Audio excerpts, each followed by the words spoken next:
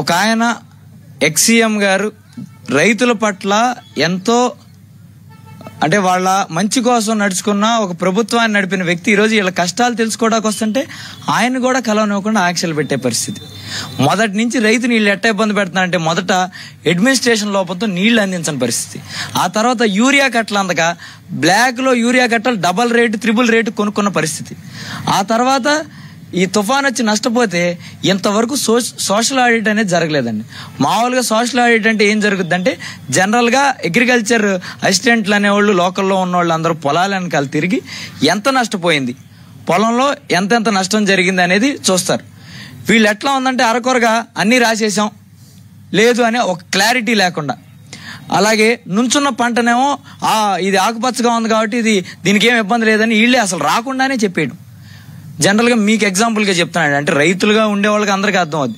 ఎక్కడైతే మీకు కిందంతా మునిగిపోద్దో అది ఆ కనెక్షన్ కట్టయితే పాలు పోసుకోవడానికి కూడా ఉండదు, అంటే గింజ అనేది తయారవదండి. సో దాన్ని కూడా వీళ్ళు అదేమీ అవ్వలేదు నుంచుంది కాబట్టి మేము రాయము అని చెప్పే పరిస్థితి. రైతులు దాదాపు ఈ బ్లాక్లో కొనుక్కున్న యూరియా కట్టలు కానీ బయట తెచ్చుకున్న ఎరువులు కానీ దాదాపు ఎకరాకి 30,000 నుంచి 40,000 ఖర్చు అయిందండి. ఒకప్పుడు ప్రభుత్వంలో అయితే జగన్మోహన్ రెడ్డి గారు ఇన్సూరెన్స్ సమస్యలు ఏముండే కాదు, ప్రభుత్వం నుంచే ఇన్సూరెన్స్ కట్టేవాళ్ళు.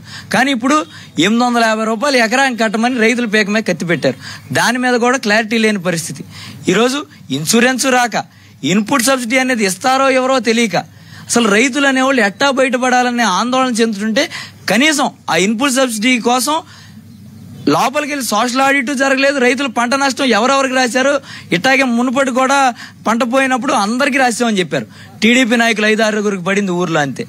ఈరోజు రైతులు ఏమనుకుంటున్నారంటే జగన్మోహన్ రెడ్డి గారు వచ్చినప్పుడైనా వ్యక్తపరిస్తే ఆయన పోరాడితే కనీసం మాకు ఎంతో కొంత మేము బయటపడతామనే ఆలోచనలో వాళ్ళు ఉంటే ఈరోజు తెలుగుదేశం నాయకులు ఇల్లు తిరిగి ఈరోజు జగన్మోహన్ రెడ్డి గారికి మీరు కష్టాలు కానీ చెప్పుకుంటే రేపు మీకు పథకాలు ఆపేస్తాం లేదా రేపు ఇబ్బందులకు గురి చేస్తాం, కేసులు పెట్టిస్తామని భయపెట్టే పరిస్థితి.